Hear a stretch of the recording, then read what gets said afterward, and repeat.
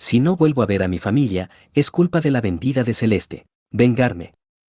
En un muro de la celda 306, de la prisión de Regina Coeli, la última voluntad de una de las víctimas de las fosas ardeatinas resaltaba entre grafitis y garabatos, dejándose descubrir con la llegada de los aliados y la liberación de Roma. Con un clavo a modo de lápiz y letras que denotaban la rapidez del que no le queda mucho tiempo, Bucéfalo, como era conocido en el gueto, dejó su testimonio, acusación y último deseo, señalando a su verdadero verdugo, quien lo había entregado al igual que a otros, traicionando a vecinos, amigos, familia. Celeste Di Porto.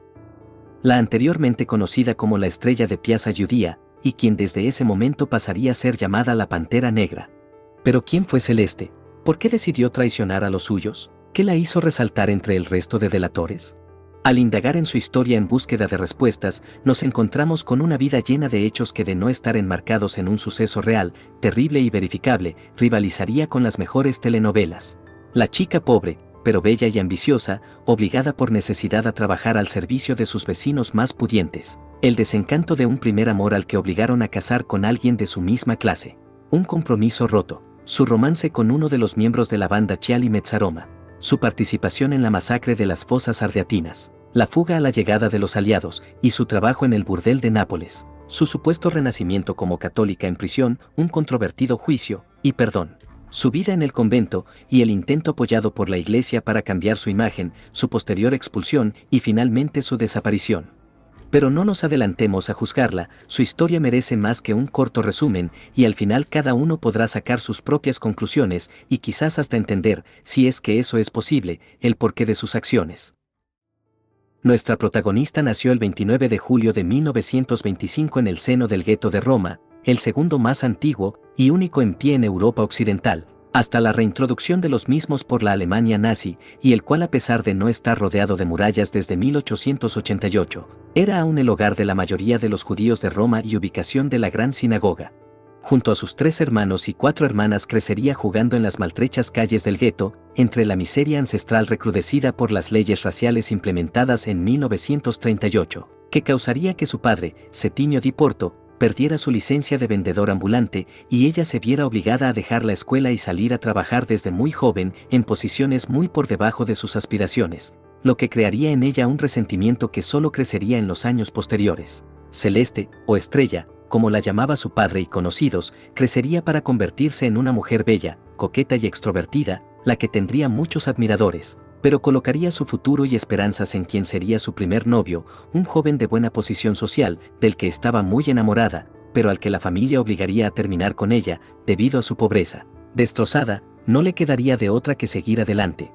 Para inicios de 1943, tendría un trabajo como camarera en el restaurante Il Fantino, ubicado en una zona del gueto donde por siglos estuvo la plaza principal del mismo, y que aún era llamada de esa manera, por lo que desde ese momento sería conocida por los clientes como la Estrella de Piazza Giudia. También estrenaría un compromiso no deseado con Lamberto Benigno, luego que sus padres siguieran la norma de esos días y acordaran un matrimonio para encarrilar a su hija, ya de 18 años, y así eliminar las murmuraciones en el gueto, que comenzaban a tildar a su hija de desvergonzada, por sus relaciones con varios jóvenes. Esto solo tensaría las relaciones familiares y crearía rechazo por parte de Celeste hacia su prometido. En este periodo, conocería en su trabajo y comenzaría una historia de amor con un cliente muy particular, Vincenzo Antonelli, miembro de la banda escuadrista fascista de Ciali Mezzaroma, quien pasaría por alto las leyes de la raza, probablemente porque los camisa negra, como eran conocidos estos grupos, no estaban tan apegados a los ideales antisemitas como los alemanes. Sería esta relación la que cambiaría el rumbo de su vida para siempre,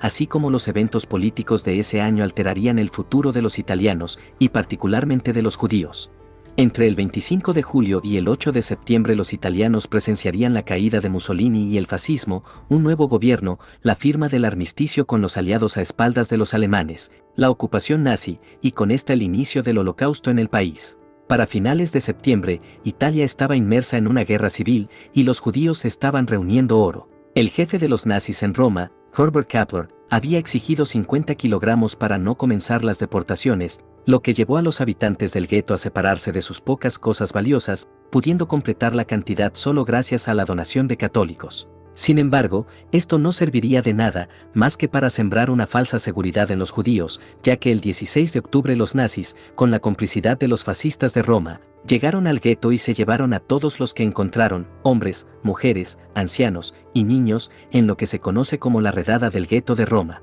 Este fue un punto de inflexión para Celeste, quien se salvaría junto a su familia de ser deportada, pero conocidos asegurarían que el evento causaría en ella una impresión muy fuerte. Lamentablemente para los judíos, este fue solo el inicio de su persecución. Seguirían redadas en los meses posteriores que tendrían poco éxito, por lo que Kappler decidiría cambiar su línea de acción. Estipuló entonces la recompensa de 5.000 liras por cada hombre, 3.000 por cada mujer y 1.000 por cada niño judío que les fuese entregado, y extendería la posibilidad de recompensa a los judíos que actuaran como colaboradores. ¿Desde cuándo Celeste comenzó a trabajar con su amante como colaboradora para la banda Chiali Mezzaroma? Es algo que no se sabe con certeza. Lo que sí se conoce es que desde mediados de febrero de 1944 ya los rumores de su participación corrían en el gueto y su prometido rompería su compromiso a mediados de marzo, luego de encontrar en su bolso un carnet del Partido Fascista Republicano, la identificación que la protegía de un posible arresto y deportación. A partir de ese momento los habitantes del gueto la verían pasear junto a Antonelli y su pandilla por las calles, comprendiendo rápidamente que cada saludo, intercambio de palabra o conversación con un conocido, era una señal para que esa persona fuese capturada. Sin embargo, lo que le haría ganar el sobrenombre de Pantera Negra serían sus acciones luego del atentado partisano de Via Rasella del 23 de marzo de 1944, donde morirían 33 soldados alemanes y por el cual Hitler ordenaría una represalia que hiciera temblar al mundo, lo que llevaría a la ejecución al día siguiente de 335 civiles italianos, 10 por cada soldado alemán muerto y 5 por un error de cuentas, en lo que se conocería como la masacre de las fosas ardeatinas, y para la cual Kappler ordenaría a Caruso, comisario de la policía de Roma, a crear una lista con los nombres de 330 hombres encarcelados, cuyos cargos garantizaran al ser juzgados el ser condenados a muerte, autorizando que de faltar personas, los puestos fuesen llenados por los prisioneros judíos en espera de deportación. Partisanos, prisioneros políticos, rebeldes y judíos serían incluidos. Aún así, faltarían 50 nombres, por lo que el comisario ordenaría la búsqueda de los restantes, y la pandilla de Chiali Mezzaroma se encargaría de entregar 26, gracias a la ayuda de Celeste, quien además al enterarse que su hermano estaba en la lista, intervendría para que éste fuese borrado, y sustituido por el de un conocido boxeador del gueto, Lázaro Anticoli, quien poco antes de abandonar su celda, lograría dejar grabado en la pared el nombre de la culpable de su muerte y una petición de venganza. Pero Celeste no solo indicaría a quién detener, abiertamente llegaría en uno de los camiones alemanes junto a Antonelli, a entregar los capturados a las instalaciones de la Policía Africana Italiana de Piazza Farnese, el 24 de marzo en horas de la mañana, y lo acompañaría en el traslado hasta la prisión de Regina Coeli, desde donde los soldados alemanes los llevarían en camiones hacia las fosas ardeatinas. Al día siguiente, luego de hacerse pública la noticia de la masacre, sería buscada por los familiares de los apresados, a los cuales les aseguraría que no formaban parte de los asesinados. Todo esto, mientras les enseñaba una gran pulsera de oro que lucía, afirmando ser un regalo de sus padres. Los eventos del 23 y 24 de marzo marcarían una evolución en el carácter y acciones de Celeste Di Porto. Ya no era la niña que junto a sus padres arrastrara un carro lleno de ropa usada para la venta, ahora se paseaba por las calles con finas ropas y joyas, muchas de ellas pertenecientes a los que había entregado. También dejaría su casa y se mudaría con Antonelli, lo que intensificaría su vinculación con la banda. En los días siguientes, junto a sus compañeros y con pistola en mano, delataría, saquearía los bienes de los capturados y disfrutaría el poder que tenía sobre los judíos, escogiendo a quienes dejar libre, prometiendo ayudas falsas a quienes le rogaban la vuelta de sus familiares y ensañándose en la búsqueda de unos pocos. Lamberto Benigno, su ex prometido, encabezaba esa lista. Pero para su suerte, fue advertido por Settimio Di Porto, el padre de Celeste, con quien mantenía contacto, y se presentaría en su casa la mañana del 24 de marzo, para decirle que se escondiera, porque su hija lo estaba buscando. Respetado y valorado en la comunidad, Settimio ese día finalmente comprendería, luego que un conocido le explicara lo que su hija estaba haciendo, la razón por la que las personas del gueto se acercaban a él pidiendo que interviniera en favor de los detenidos, como si pensaran que él tenía el poder para hacerlo. Decidido a confrontarla por sus acciones, la esperaría y reprendería, llegando a golpearla, luego que ésta afirmara que en efecto era una espía y que podía hacer lo que quisiera. Celeste, entonces, lo amenazaría gritándole: que la próxima vez que le pusiera las manos encima, lo haría arrestar a él también antes de dejar la casa familiar. Tras estas palabras y sus acciones de los días siguientes, Settimio Di Porto no soportaría la vergüenza y él mismo se entregaría a los nazis el 1 de abril de 1944. Enviado al campo de tránsito de Fossoli, sería evitado por todos los judíos romanos por ser el padre de la Pantera Negra y al ser trasladado a Auschwitz moriría a su llegada. Al ser enviado inmediatamente a la cámara de gas, Celeste Di Porto no intervendría para liberar o detener la deportación de su padre. La banda de Chiali Mezzaroma seguiría cazando judíos hasta la llegada de los aliados el 4 de junio de 1944. Ese día, la vida de Celeste Di Porto cambiaría una vez más, al perder no solo todo su poder y protección, sino convertirse en la preciada presa de una horda conformada por los judíos supervivientes, que pasarían de aplaudir en el desfile de los tanques americanos y en cambio irrumpirían en el número 2 de Vía de la Reginella, la casa familiar de Celeste, decididos a hacerla pagar por sus actos. No la encontrarían allí, ni en ningún otro lugar de Roma. Celeste, al igual que muchos de los colaboradores, lograrían huir y su rastro se perdería por casi un año, hasta que a inicios de mayo de 1945 dos judíos romanos la reconocieron en un burdel de Nápoles, donde había adoptado una nueva identidad, Estrella Martinelli, la unión de su apodo en el gueto, con el nombre de una tienda aria que se encontraba a las afueras del mismo. Al ser confrontada, negaría repetidamente ser Celeste, aferrándose a la historia que había creado. Sin embargo, un policía que estaba presente esperaría que ella intentara retirarse y llamaría su atención llamándola por su nombre real con autoridad, provocando que ésta instintivamente se volteara hacia él, confirmando así su identidad y destruyendo su coartada. En el gueto de Roma el anuncio de su captura fue recibido con campanadas y júbilo. Los habitantes pidieron que se les informara la fecha de traslado a Roma, sin embargo las autoridades decidirían trasladarla en secreto y por tren, sospechando correctamente que los sobrevivientes y los familiares de los deportados y asesinados en las fosas ardeatinas querían la información para posicionarse en la vía Apia y bloquear el furgón de la penitenciaría, decididos a realizar la ejecución sumaria que intentaran meses atrás. Finalmente llegaría a la ciudad el 5 de junio de 1945 y sería trasladada a la prisión de mujeres de Mantelate. El proceso contra la banda de Chiali Mezzaroma iniciaría casi 2 años después, el 5 de marzo de 1947, aunque más bien podría haber sido llamado el juicio contra la Pantera Negra. Una Celeste desmejorada aparecería en la sala del tribunal, logrando que los que la conocían comentaran sobre su belleza marchita y que en los periódicos se afirmara que no era fea, pero tampoco poseedora de una belleza deslumbrante. Sin embargo, a la gente del gueto que abarrotaba la sala, poco le importaba cómo se viera o estuviese. A la multitud, conformada mayormente por mujeres vestidas de luto, que la señalaban como la culpable de la muerte de sus esposos e hijos, y la maldecían, solo le importaba que se hiciese justicia o las dejaran ejercer la venganza, por lo que fue necesario un despliegue policial notable para mantener en orden el recinto durante las audiencias, donde Celeste no dudaría en declarar ser inocente de todo lo que la acusaban y negaría su relación con Antonelli. Su abogado, Francesco Carnelutti, uno de los juristas más eminentes de ese entonces y cuyos honorarios no estaban al alcance de la acusada, sin embargo, y frente a las evidencias, retrataría a su defendida como una mujer cuyas acciones fueron una respuesta al odio existente entre ella y la gente común del gueto, que la maltrataban debido a su belleza y comportamiento desinhibido, y también debido a la inconformidad con sus modestas condiciones económicas que la obligaron a realizar trabajos muy humildes, lo que en retrospectiva, puede ser la explicación más cercana a lo que impulsó a Celeste a traicionar a sus correligionarios, porque más allá del beneficio económico, sus acciones parecen impulsadas por una sed de venganza contra el mundo y la posición en la que había nacido, pobre y judía. En el tribunal no había una sola persona que la conociera que la defendiera. Su madre y hermanos ni siquiera estarían presentes, luego de haberla repudiado y marcharse del gueto por vergüenza. Sin embargo, Celeste no estaba sola, a su lado se encontraría una elegante dama y un sacerdote que la apoyarían durante el proceso, y entre sus manos siempre sostendría un rosario. Nadie lo sabía aún, pero la conversión de Celeste había comenzado.